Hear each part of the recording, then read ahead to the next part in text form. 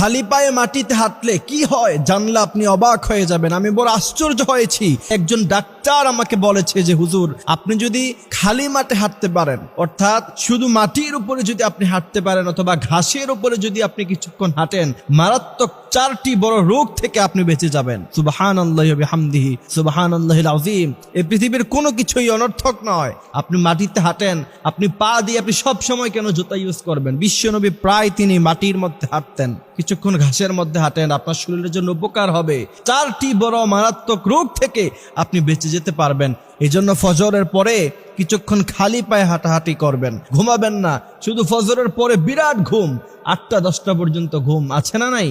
এই জন্য প্রিয় ভাইরা আমার, রাসূল করিম সাল্লাল্লাহু আলাইহি সাল্লামের ব্যাপারে হাদিস এসেছে যে নবী করিম সাল্লাল্লাহু আলাইহি সাল্লাম বিশাল মরুভূমি তিনি হেঁটে হেঁটে মানুষকে ইয়াদাতুল মারিজ, অসুস্থ ব্যক্তিকে দেখতে যেতেন। এই জন্য সেটা আমরা করবো ইনশাআল্লাহ। খালি পায়ে যদি কোনো ব্যক্তি হাঁটে, সেটা যদি নিয়মিত করতে পারে, 1 নাম্বার হচ্ছে তার হার্টে কোনো সমস্যা হবে না, হার্টের রোগ থেকে সে বেঁচে যাবে। হার্টের সমস্যা, হার্ট অ্যাটাক, হঠাৎ করেই মৃত্যু। তো বলে যে কি কারণে মৃত্যু হয়েছে? বলছে হার্ট অ্যাটাক করছে। এই হার্ট অ্যাটাক বর্তমান সময়ের জন্য, বর্তমান জেনারেশনের জন্য খুব বেশি একটা হুমকির কারণ হয়ে গিয়েছে। সুতরাং যাদের হার্টে সমস্যা আছে তারা খালি পায়ে হাঁটবেন, খালি ঘাসে হাঁটবেন ফজর নামাজের পরে।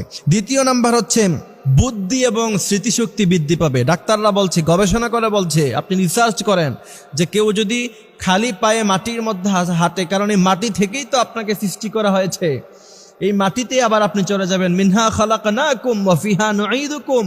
এই মাটি থেকেই তোমাকে তৈরি করা হয়েছে, আবার তুমি মাটির ভিতরে চলে যাবা। এই জন্য এই মাটির মধ্যে যদি কোনো ব্যক্তি হাঁটে, ডাক্তাররা বলছে তার স্মৃতিশক্তি বৃদ্ধি পাবে। 3 নাম্বার হচ্ছে তার শরীর ভালো থাকবে, সবসময় সুস্থ থাকবে, ফিট থাকবে। ফজরের নামাজের পরেই ঘুমাবেন না। বিশ্বনবী বলেছেন ফজরের নামাজের পরে আল্লাহ পাকের রহমত দেয়া শুরু হয়ে যায়। ফজরের পরে যারা ঘুমায় তারা কখনো আল্লাহ পাকের রহমত পায় না। এই জন্য ফজরের পরেই হাঁটা শুরু করবেন, কিছুক্ষণ হাঁটবেন, শরীর থেকে ঘাম ঝরাবেন, এরপরে সকালবেলা নাস্তা করবেন, রাতের বেলা তাড়াতাড়ি ঘুমিয়ে যাবেন। বিশ্বনবী বলছেন ওই ব্যক্তিকে সহজে কোনোদিন কোনো রোগ আক্রান্ত করবে না। এই জন্য 4 নাম্বার হচ্ছে তার দৃষ্টিশক্তি বৃদ্ধি পাবে। আজকাল আমাদের চোখের সমস্যা আছে না নাই?